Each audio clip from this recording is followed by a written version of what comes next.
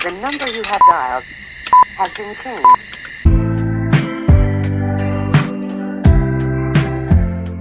Assalamualaikum warahmatullahi wabarakatuh.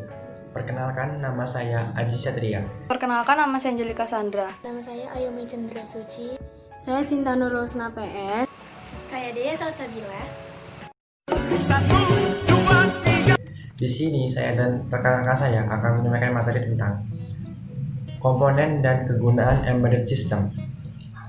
Komponen utama embedded system ada 3, yaitu hardware, software, dan real-time operating system atau bisa disingkat RTOS.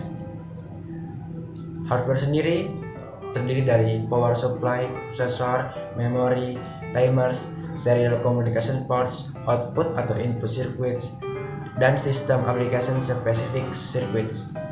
Yang kedua, software. Embedded system memiliki software yang ditulis dalam bahasa yang lebih dekat atau dikenali oleh hardware, misalnya assembly, C, C++, atau Java.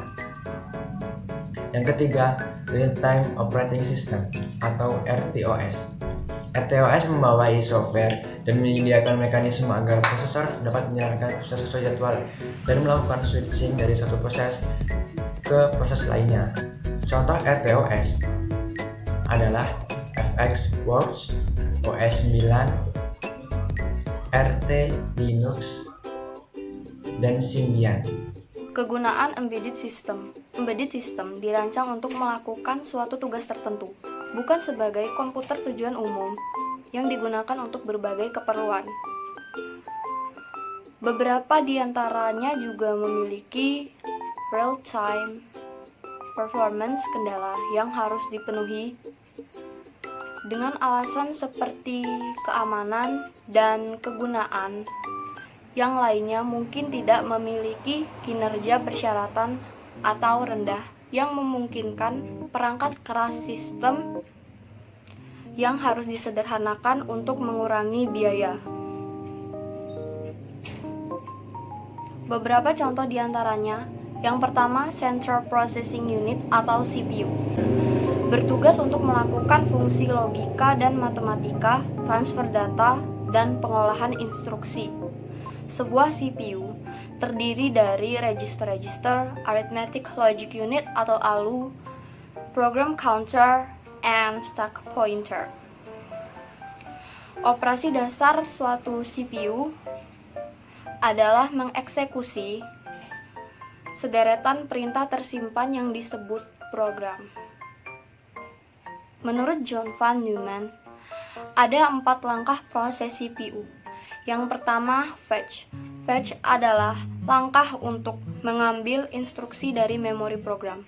Lokasi pengambilan program ditentukan oleh PC atau program counter.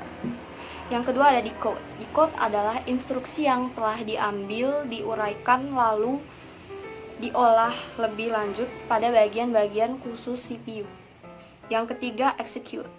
Beberapa hasil penguraian pada langkah sebelumnya mulai bekerja sama menyelesaikan perintah tersebut. Jika pada langkah tersebut terjadi perhitungan aritmatika, maka ALU akan mulai berfungsi. Dan yang terakhir ada write back. Write back adalah menuliskan kembali hasil operasi pada memori maupun register-register yang telah ditunjuk. CPU terdiri dari sebuah unit aritmatika dan logika, atau Arithmetic and Logic Unit atau disingkat sebagai ALU. ALU berfungsi untuk melakukan tindakan berupa operasi aritmatika dan operasi logika. Tugas utama dari ALU adalah melakukan semua perhitungan aritmatika atau matematika sesuai dengan instruksi program. Tidak hanya itu, ALU juga mengambil tindakan atau keputusan sesuai dengan program. Dalam operasi logika, perbandingan dua buah elemennya menggunakan operator-operator logika, yaitu yang pertama ada sama dengan, ditandai dengan tanda sama dengan. Kemudian ada kurang dari, ditandai dengan tanda kurang dari. Kemudian selanjutnya ada kurang dari sama dengan, tandanya kurang dari sama dengan. Kemudian selanjutnya ada lebih dari, tandanya lebih dari. Dan yang terakhir ada lebih dari sama dengan, tandanya lebih dari sama dengan. Kemudian untuk selanjutnya port input output. Pertama ada port input. Port input diibaratkan sebagai panca indera. Dia menerima masukan dari dunia luar untuk diproses lebih lanjut pada tubuh microcontroller. Contohnya seperti sensor suhu, sensor garis, penekanan tombol, dan lain-lain. Kemudian ada port output. Port output diibaratkan sebagai alat geraknya. Melalui port output, microcontroller mengirimkan sinyal ke dunia luar. Sinyal ini dapat mengendalikan apa saja dengan mempertimbangkan perantara atau rangkaian dari drivernya. Yang ketiga, memori. Memori terdiri atas internal ROM dan internal RAM. Internal ROM merupakan penyimpanan program yang tidak dapat diubah atau dihapus. Internal ROM biasanya disebut dengan memori program. Internal ROM terdiri dari beberapa jenis. Yang pertama, mass ROM, diprogram saat manufaktur. Yang kedua, PROM atau OTP, dapat digunakan sekali saja sesuai namanya, one time programmable atau OTP. Yang ketiga, EPROM. EPROM harus menggunakan sinar ultraviolet untuk penghapusan datanya. Yang keempat, EEPROM. EEPROM dapat diisi dan diubah kapan saja menggunakan proses elektrik. Sedangkan untuk internal RAM merupakan penyimpanan data yang dapat diubah atau dihapus. RAM biasanya berisi data variabel dan register yang disebut memori data. Data pada memori RAM bersifat sementara dan dapat diubah atau dihapus jika salah satu data dimatikan. RAM terdiri dari dua jenis, yaitu SRAM dan DRAM. Hampir semua RAM dalam microcontroller adalah SRAM karena waktu aksesnya lebih cepat, sedangkan untuk komputer atau PC biasanya menggunakan DRAM. Aplikasi pada embedded system. Yang pertama ada aerospace, di antaranya sistem navigasi, sistem pendaratan otomatis, flight attitude controls, engine controls, and space exploration.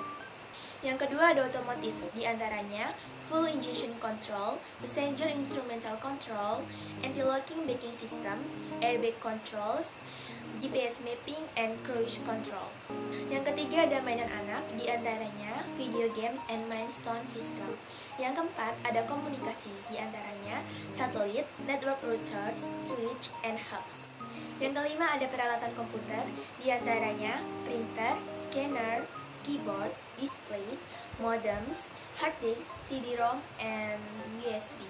Yang keenam adalah peralatan rumah tangga, di antaranya mesin cuci, microwave oven, VCR, DVD, televisi, stereo, sistem alarm keamanan atau kebakaran, lawn sprinkle controls, kamera digital, clock radio, and thermostat. Yang ketujuh ada industri, di antaranya elevator control, surveillance systems, and robots. Yang ke-8 ada instrumentation, di antaranya adalah data collection, oscilloscopes, signal generators, signal analyzers, and power supply. Ke-9 adalah kesehatan, di antaranya one-touch glucose meter, and almost all medical facility. Dan yang terakhir ada peralatan kantor dan perorangan, di antaranya adalah mesin NAX, mesin fotokopi, dan telepon. Sekian presentasi dari kelompok 2. Bila ada kesalahan kami mohon maaf dan kepada Allah kami mohon ampun. Kami akhiri. Wassalamualaikum warahmatullahi wabarakatuh.